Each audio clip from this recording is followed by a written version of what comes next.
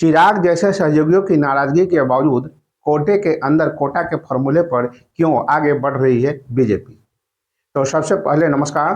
आप देख रहे हैं न्यूज इंडिया और मैं आपके साथ दीपिक। कोटा के अंदर कोटा पर सुप्रीम कोर्ट का फैसला आए अभी 3 महीने भी नहीं हुए हैं कि भारतीय जनता पार्टी ने इस दिशा में कदम बढ़ा दिया है। हरियाणा में नवगठित नायब सिंह सैनी सरकार ने पहले ही कैबिनेट मीटिंग में SC/ST के लिए सब कैटेगरी बनाकर उन जातियों को इसमें शामिल करने का फैसला किया है जिनका प्रतिनिधित्व शिक्षा और रोजगार के क्षेत्र में कम है। हरियाणा के इस फैसले को NDA की सरकार वाले राज्यों के लिए लागू करने का संदेश भी बताया जा रहा है। प्रधानमंत्री मोदी ने NDA की सरकार वाले राज्यों के मुख्यमंत्रियों की बैठक में एक दूसरे की योजनाओं का अध्ययन कर उन्हें अपने राज्य में भी लागू करने का संदेश पहले ही दे रखा है। सवाल है कि ऐसे समय में जब महाराष्ट्र और झारखंड जैसे राज्यों में चुनाव, यूपी बिहार जैसे राज्यों में उपचुनाव हो रहे हैं और विपक्ष तो विपक्ष चिराग पासवान जैसे सहयोगी भी खुलकर इसका विरोध कर रहे हैं, बीजेपी सब कोटा के फॉर्मूले पर क्यों आगे बढ़ रही है। चिराग ने हरियाणा सरकार के फैसले पर प्रतिक्रिया व्यक्त करते हुए फिर से साफ कर दिया कि लोक जनशक्ति पार्टी रामविलास इसका समर्थन नहीं करती है। अगले साल बिहार जैसे राज्य में विधानसभा चुनाव होने हैं जहां आरक्षण सेंटीमेंट से जुड़ा मुद्दा है। चिराग का विरोध हो या आरजेडी कांग्रेस का, इसके पीछे जातीय राजनीति और जातीय आधार की वजह बताए जाते हैं।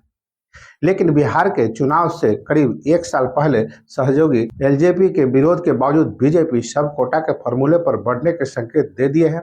तो इसके पीछे भी पार्टी की अपनी रणनीति है। इसे 4 पॉइंट में समझा जा सकता है। बीजेपी की एक रणनीति कुछ मुद्दों पर जनता का मिजाज भांपने के लिए चुनावी टेस्ट भी कर रही है।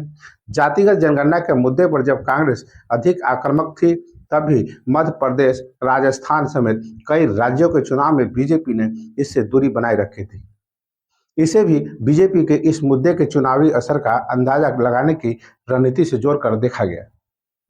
चुनाव नतीजे बीजेपी के पक्ष में आए और पार्टी उसी रणनीति के साथ लोकसभा चुनाव में भी उतरी।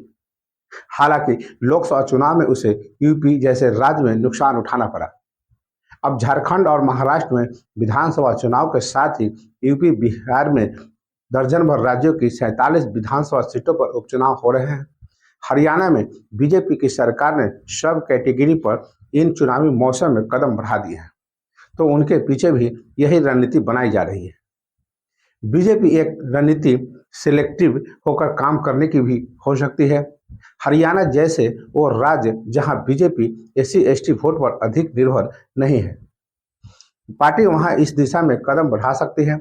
अगर इन राज्यों में इस पहल के नतीजे अच्छे रहे तो पार्टी इसे भविष्य में यूपी और बिहार जैसे जटिल जातीय रणनीति वाले राज्यों में भी एक मॉडल के रूप में लेकर जा सकती है। बीजेपी के लिए इस फैसले में खोने के लिए कुछ नहीं है, पाने के लिए सारा जहां है वाली स्थिति है।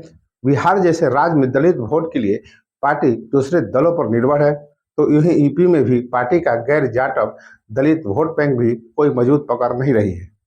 मध्य प्रदेश में भी आदिवासी वोट बैंक और कांग्रेस की पकड़ मजबूत मानी जाती है।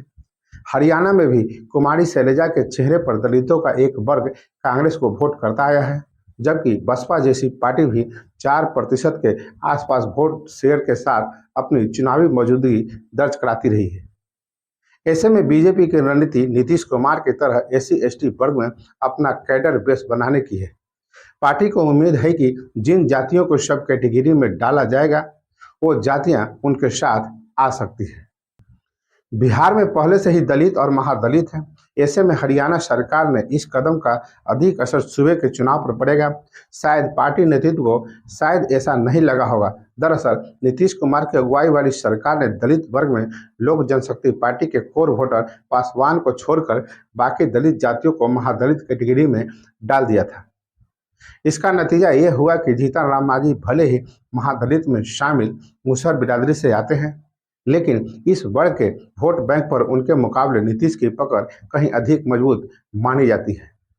अब बीजेपी भी हरियाणा से इसी ट्रैक पर बढ़ती नजर आ रही है।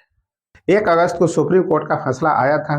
सुप्रीम कोर्ट की संविधान पीठ ने 2004 का फैसला पलटते हुए कहा था कि आरक्षण के लिए राज्यों को कोटा के भीतर कोटा बनाने का अधिकार है।